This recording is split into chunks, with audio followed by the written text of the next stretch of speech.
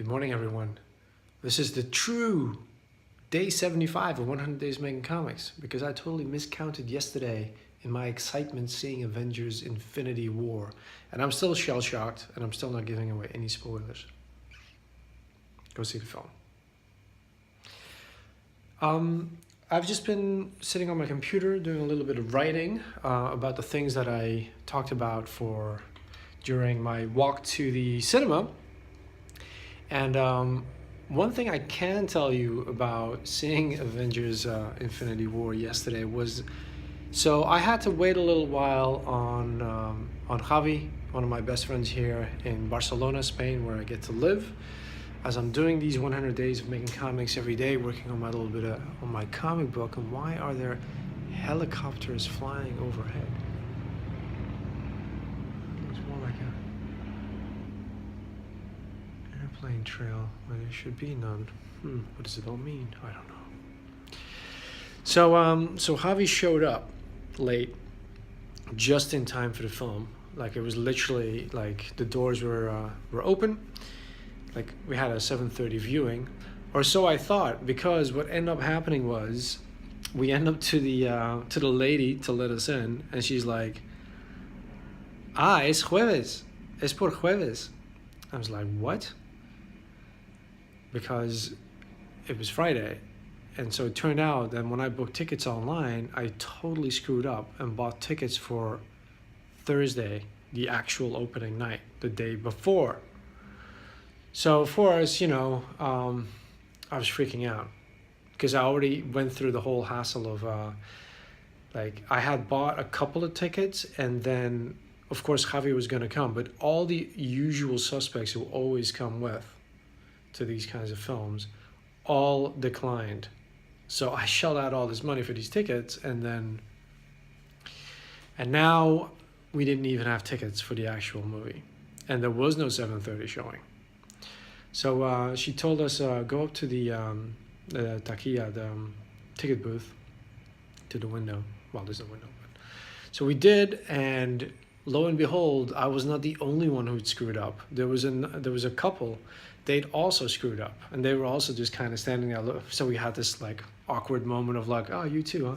Ha ha. And I was just like, oh my God, if we're not, like, I'm so pumped to see this film right now. This is not happening. And so luckily it hadn't entirely been sold out. The front rows were still available, and we got the exact same seats as that I had actually reserved for in the front rows. So we got to see the film, and it was awesome. That's all I'm gonna say. But so back to making comics. Comic book related, but not my comic book, is Patreon. I've just spent a fair amount on Patreon. I am about to go part-time, as I've been talking in the last couple of videos. I'm about to go part-time. This is going to free up an enormous amount of time for me working on my comic book. But of course, it also means I really need to watch my finances. Even though I've had some great fortune in the past week, realizing that my student loan has been paid off. There's been some other windfalls. So I had to redo the math of like how much do I have available each month? How much am I actually earning? And I've noticed in the last month that my Patreon has been like the fees, my support to other artists have not been going through. And I thought it had to do with me screwing up my international banking, but it turns out because my student loan has been paid, that's not the case at all. There's something wrong with Patreon. And so I tried fixing it today, and I did, but then I can't make heads nor tails of it. So I'm gonna have to check in with some of the people who watch these videos, who I support, and some other folks just on Patreon, just messaging them directly, because it seems to have gone through. The warning that it hasn't gone through has disappeared off my profile, but then the amount of money that Patreon owed me, that people have been sending me, it turns out that I need to fill in some tax form as a non-US resident in order to clear PayPal. I never filled in that form, but all of a sudden the money that they owed me is gone. and going through the profile and the payment options and like how you pay out, and like apparently you can use that money to support other artists. So artists support you, you support other artists, you can move the money around. PayPal gets their fees, they win, we support each other. But none of it adds up, and it's all very unclear. Like there's all this dashboard stuff about money, and it's simply not obvious. Like it's simply not clear. Like how much am I getting in? How much have I actually received? How much went to the creators? Like it's all there, but the numbers don't add up. So if you have a Patreon account, do me a favor and have a look at your payments settings and see if it makes sense for you, or if you need to fill in any special forms in order to actually get the money. Because the thing I did today to fix it was, it's supposed to come out of my PayPal. So I set up a new payment method. PayPal, exactly the same. Then all of a sudden I had, instead of just PayPal, I had 3 PayPals in the dashboard for me to change to, like how I'm gonna pay. So I just deleted 2, and all of a sudden it works again. Like, it just doesn't make any sense.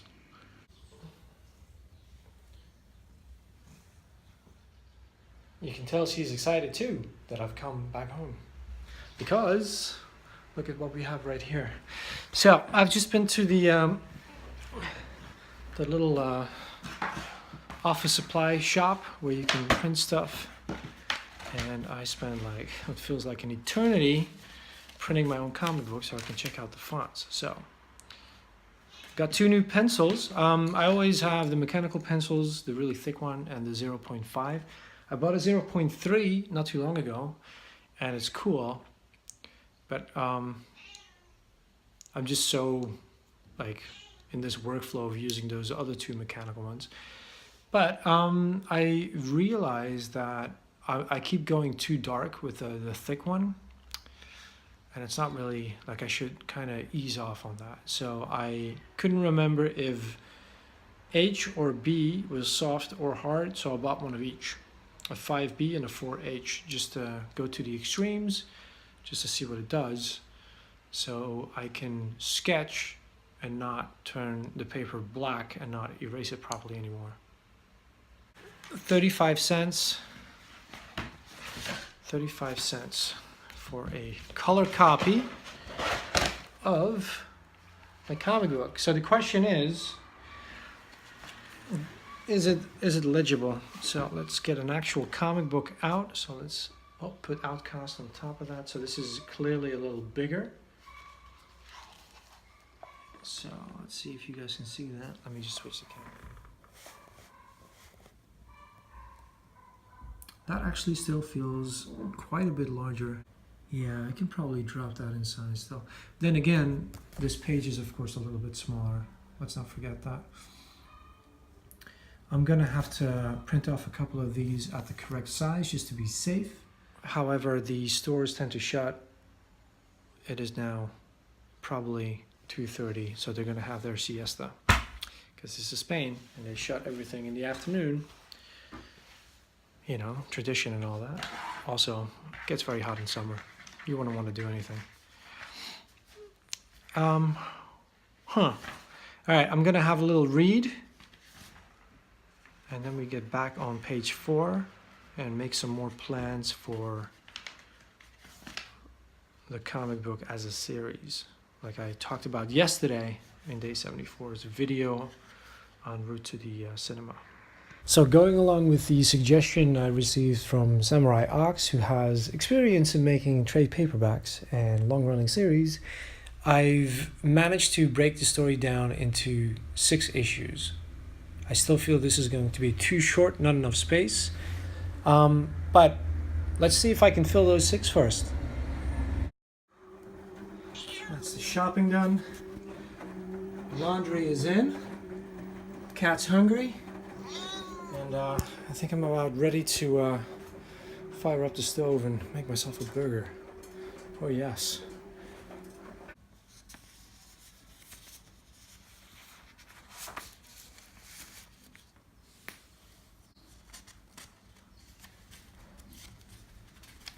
So this page right here, when I turn it, it should have the new page 4 right there, which is going to be her moment to shine, have a bit of a personal moment, showcasing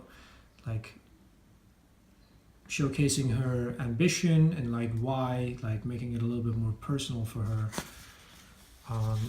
rather than just a job, as I've been talking about in the videos of the past week. So this is her going into the upper management. So I like being able to see it like this, like side by side. I totally feel like the outlines for the balloons are too thick. I feel like some of the art is really rough because it's not being illuminated from behind. So there's definitely areas where I've seen it a little later on where things get really unclear for me to read, even though I know the story, but I feel like this is not, like this needs to be fixed. But that's why we call them the rough inks. It's also good to see some of the segues. So now we're on top of the vehicle, but then we go back downstairs.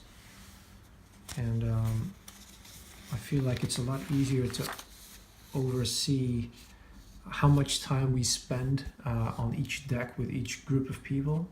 A lot better now, you know? So this is like a meaty section on the lower deck. And it feels like it's a lot easier to see how it flows, you know?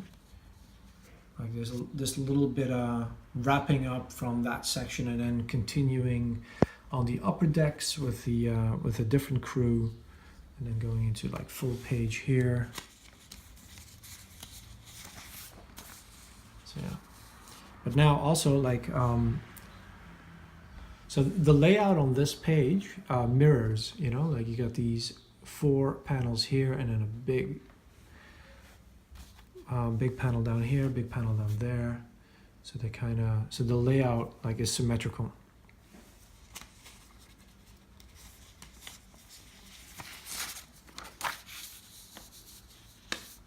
Back down.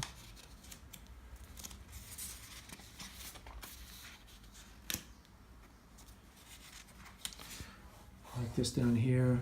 See how rough that is, that character? It's kind of cool. I kind of like how the blue came out here. You know? I also feel like this is a lot clearer now. Whereas before I didn't think this was done well. But now I'm like, actually you can very clearly see that. There's someone kneeling behind a trolley. Like, so that's clear. But this over here, like her emptying her pockets, could be clearer. Like I think the figure itself is clear, but I think like the outlining and like it's a little too rough. Same like with his expression. I think the coloring could aid this a lot better. I think these facial expressions are fun and get the gist across, but I'm gonna have to draw them properly.